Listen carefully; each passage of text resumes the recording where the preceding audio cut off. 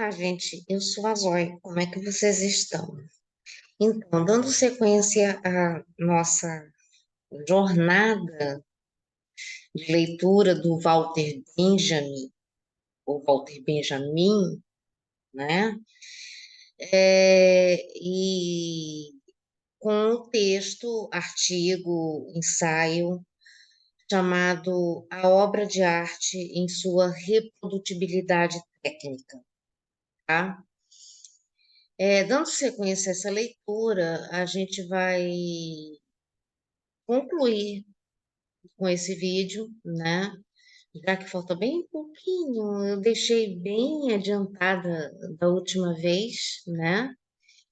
E eu já vou deixar esse vídeo pronto para postar amanhã ou depois de amanhã. Eu vou decidir quando é que eu vou postar esse vídeo, tá? Então, para adiantar as coisas, vamos logo compartilhando esta tela, né? Enfim, a iluminação é diferente porque está num horário diferente, né? Enfim, acontece. São coisas da vida, né? Então, vamos lá. Vamos começar com essa bagaça.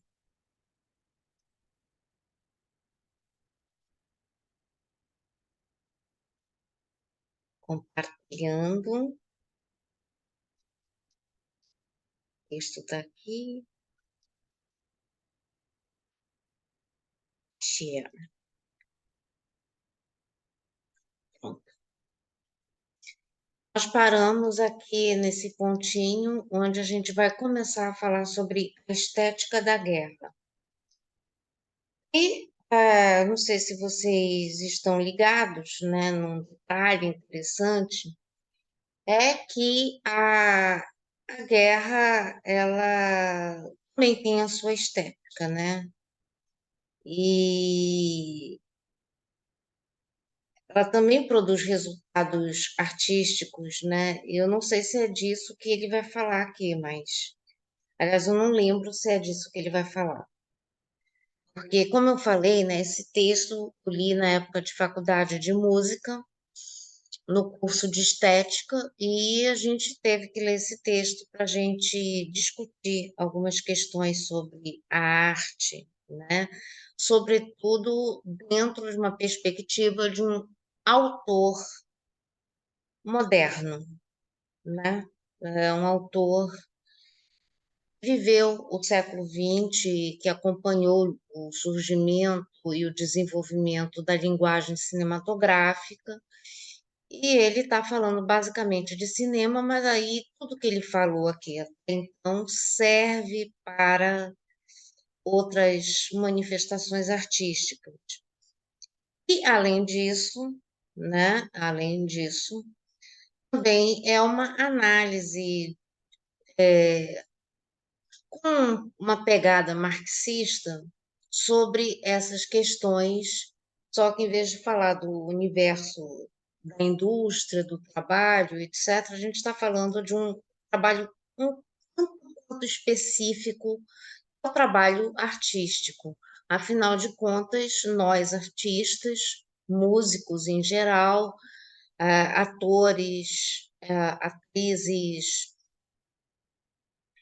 bailarino, enfim, artistas plásticos, somos todos trabalhadores e também estamos sujeitos a essas análises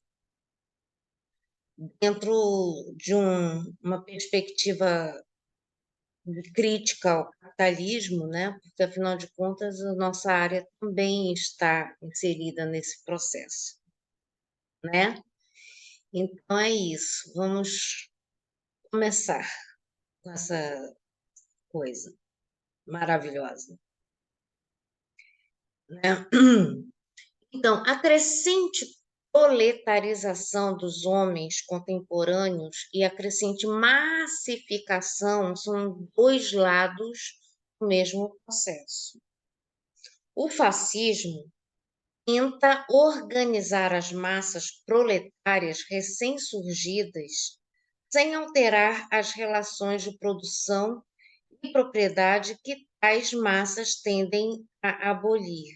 Ou seja, a massa, na realidade, se ela for bem esclarecida, ela vai tentar abolir essa questão da propriedade, né? Mas o fascismo, ele adota supostamente essa massa, né? Mas o objetivo de adotar essa massa não é acabar com os meios de produção, muito menos entregá-los a essa massa de proletários, né? Ou seja, a ideia não é essa, tá? É só mantê-los trabalhando como sempre trabalharam, só que pior, tá?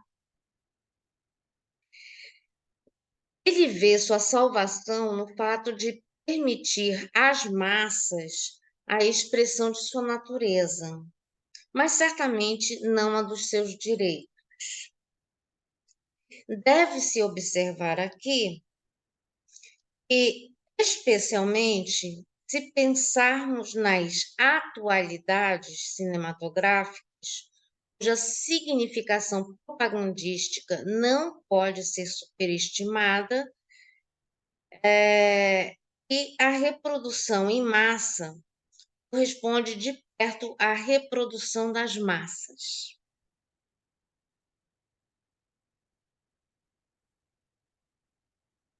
Bom, tirem suas conclusões a respeito disso, né? Nos grandes desfiles, nos comícios gigantescos, nos espetáculos esportivos e guerreiros, todos captados pelos aparelhos de filmagem e gravação, a massa vê o seu próprio rosto.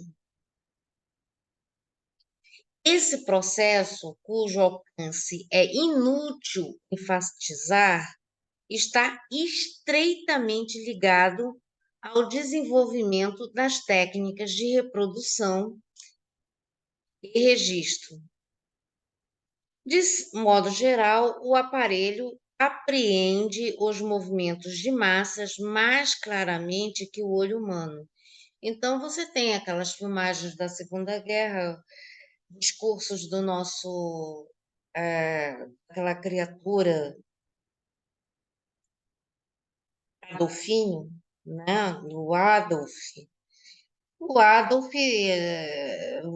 você vê que ele está discursando, daí de repente aparece aquela horda de gente assistindo os discursos, e aí naquele momento a massa se vê a si mesma na TV, no cinema, seja lá onde for, né? É disso que se trata a questão, né? É sobre isso. De modo geral, aqui, multidões de milhares de pessoas podem ser captadas mais exatamente numa perspectiva a voo de pássaro. E ainda que essa perspectiva seja tão acessível ao olhar quanto ao objetivo, a imagem que se oferece ao olhar não pode ser ampliada, como a que se oferece ao aparelho. Isso significa que os movimentos de massa, e em primeira instância, a guerra, constitui uma forma de comportamento humano especialmente adaptada ao aparelho.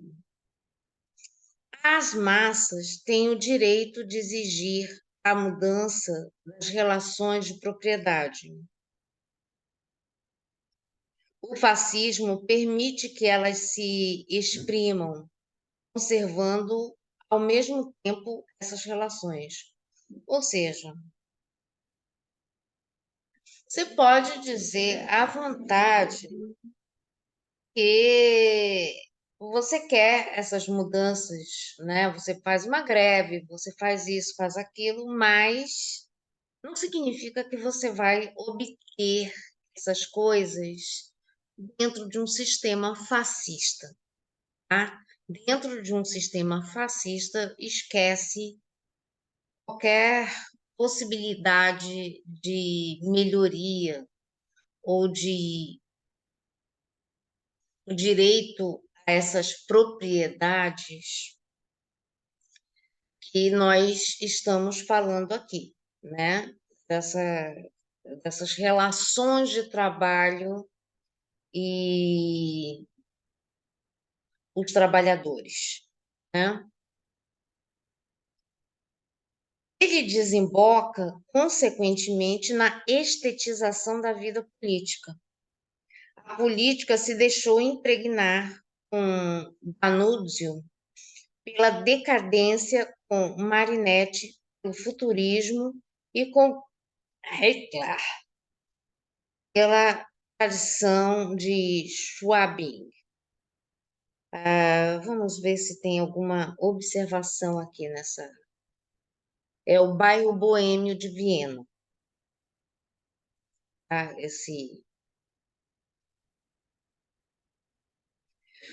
Todos os esforços para estetizar a política convergem para um ponto. Esse ponto é a guerra. A guerra, e somente a guerra, permite dar um objetivo aos grandes movimentos de massa, preservando as relações de produção existentes.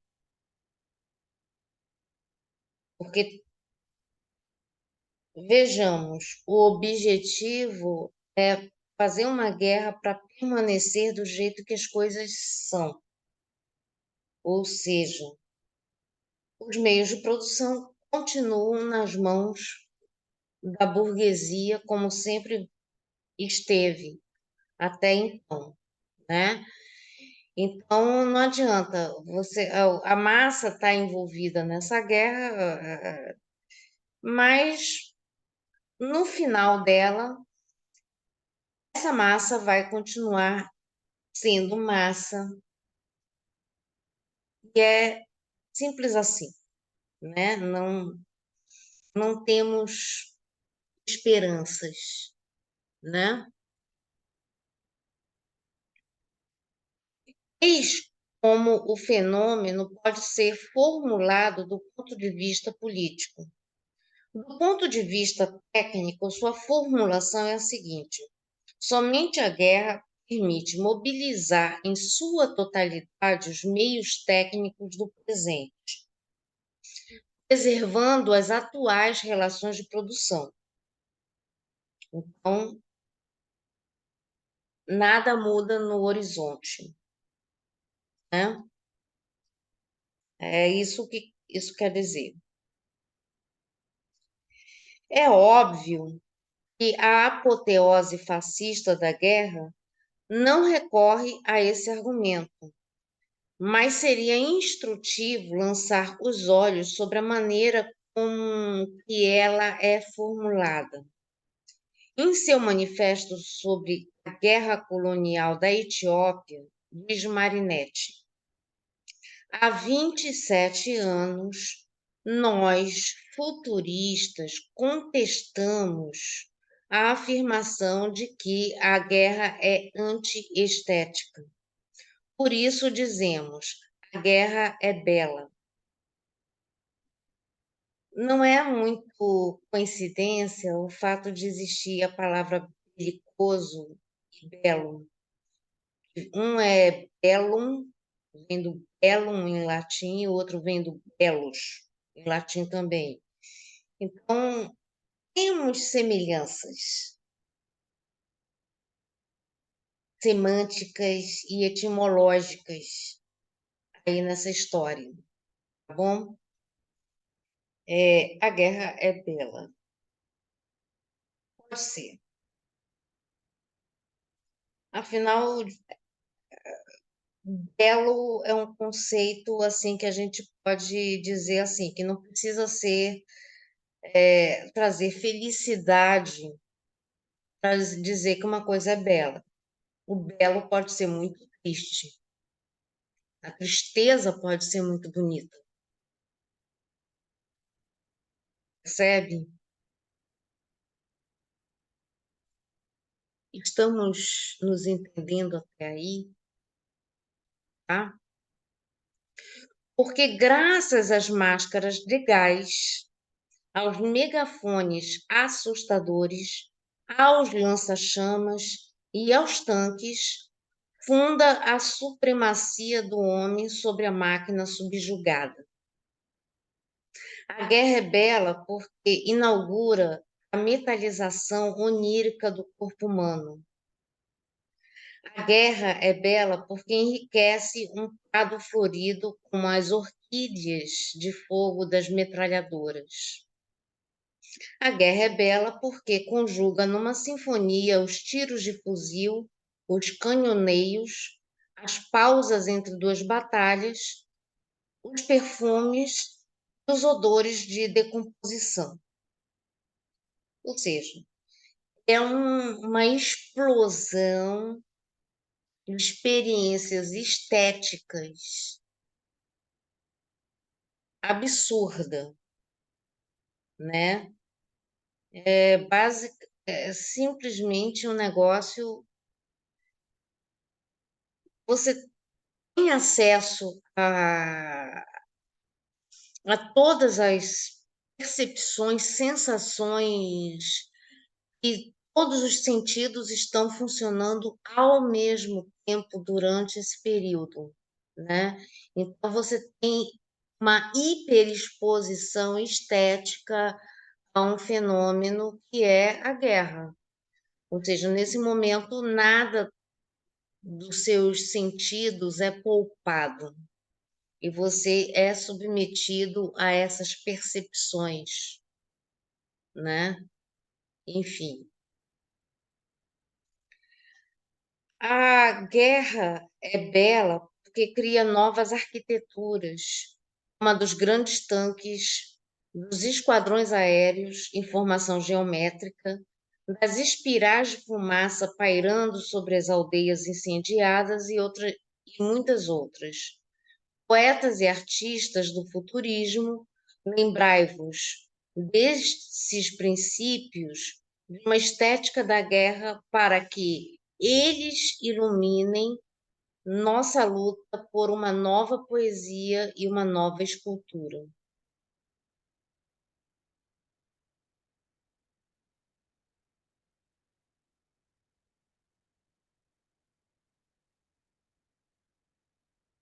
Vamos tentar ver o que nosso Walter diz a respeito disso, né? Esse manifesto tem o mérito da clareza. Sua maneira de colocar o problema merece ser transposta da literatura para a dialética. Segundo ele, a estética da guerra moderna se apresenta do seguinte modo: como a utilização natural das forças produtivas é bloqueada pelas relações de propriedade, a intensificação dos recursos técnicos, dos ritmos, das fontes de energia exige uma utilização antinatural. Essa utilização é encontrada na guerra. Prova com suas devastações que a sociedade não estava suficientemente madura para fazer da técnica o seu órgão. Ou seja, na realidade, isso aí já flerta um pouco com essa questão do transhumanismo, né? Ou seja, do homem e a máquina finalmente se fundindo como se fosse uma coisa só, né? Enfim,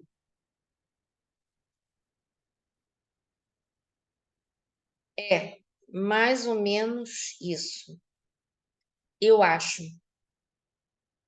tá? Aqui eu não estou dando certezas de nada, eu estou aqui jogando questões. E vocês me ajudam a responder no final do vídeo, beleza? Então, Essa utilização é encontrada na guerra e prova. Peraí.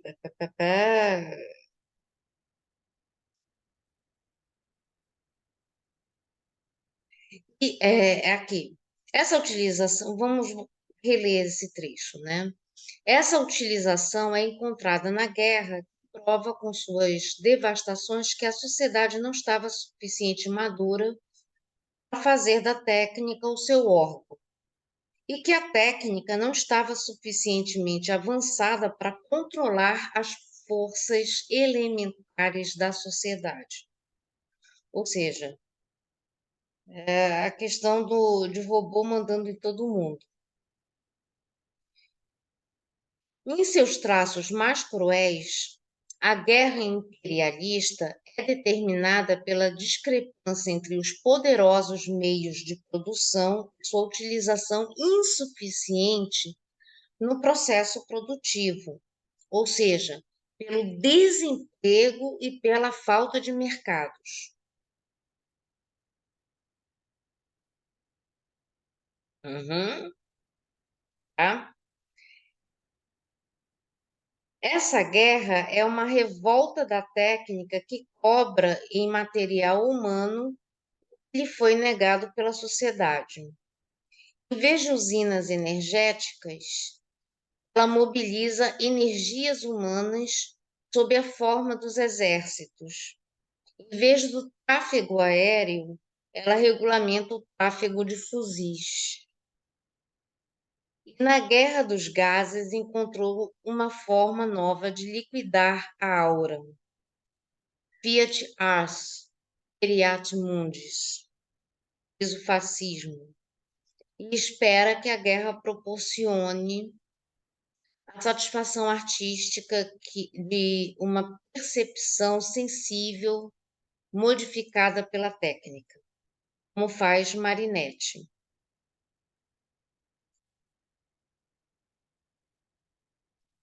Se vocês querem saber o que significa esse Fiat Ars, né? Vamos ver Fiat Ars Periat Mundis.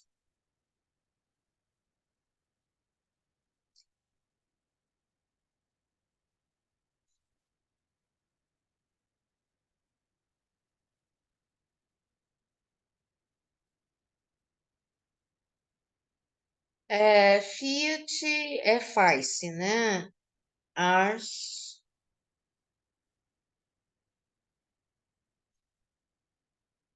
Periat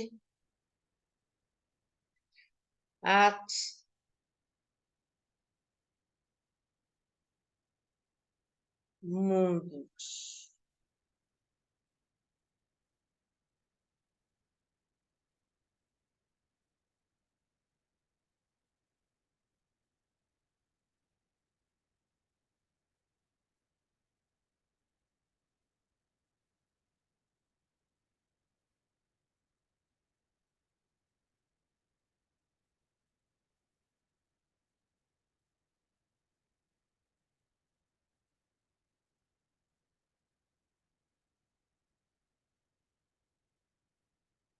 Tire uma foto de palavras que você queira entender.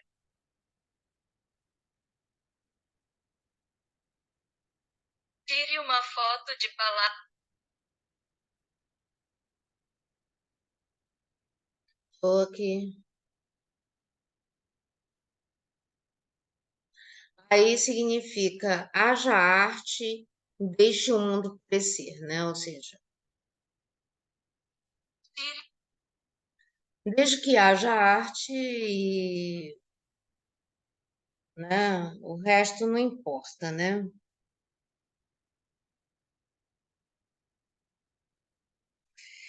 Então, como faz Marinetti? É a forma mais perfeita do arte pela arte, o art. Na época de Homero, a humanidade oferecia-se em espetáculo aos deuses olímpicos. Agora ela se transforma em espetáculo para si mesma. Sua autoalienação atingiu o ponto que lhe permite viver sua própria destruição como um prazer estético de primeira ordem. Eis a estetização da política como a pratica o fascismo. O comunismo responde com a politização da arte.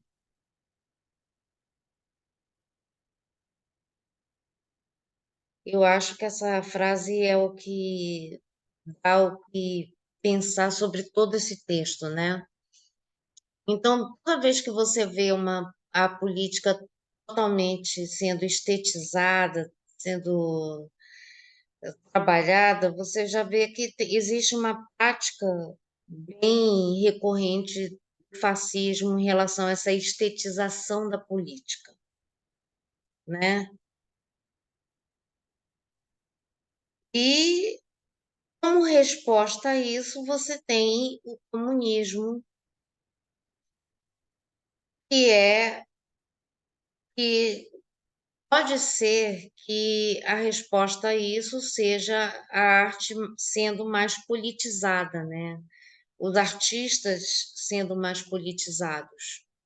Então, por isso que o artista ele não pode ser uma criatura alienada, ela tem que ser uma pessoa engajada, de forma que a política escape do fascismo, né? Então, é basicamente isso. Deixa eu descompartilhar isso aqui, né? Acabar com esse compartilhamento. Aí a gente volta para cá, para minha imagem grandinha, né? E é isso. Eu espero que esse vídeo seja do agrado de todo mundo, que esse final eu achei que merecia um vídeo só para isso mesmo, né? Porque afinal é uma coisa muito mais específica e trata de uma situação de guerra, essas coisas todas, né? Então, eu acho que ele merecia uma leitura específica e um vídeo específico, né?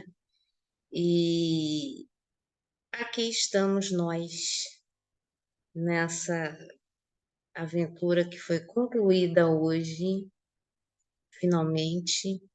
Agora eu entrego o final desse negócio, né? Agora a gente termina essa bagaça.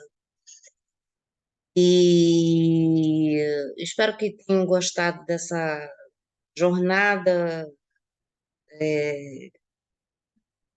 dessa discussão toda que a gente fez aqui, nesses vídeos, né? E que vocês curtam, que vocês gostem, e que a gente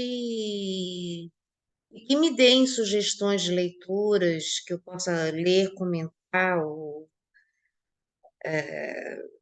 ironizar, se for o caso, né? Podem me mandar textos assim bizarros para eu ler e comentar também, né? Ou seja, reação de textos, né? Então a gente vai fazer essas coisas mais vezes, né? Eu espero que tenham gostado dessa minha conclusão, né? E paz entre nós, guerra aos senhores, tá? Saudações anarquistas para todos e até breve. Tchau.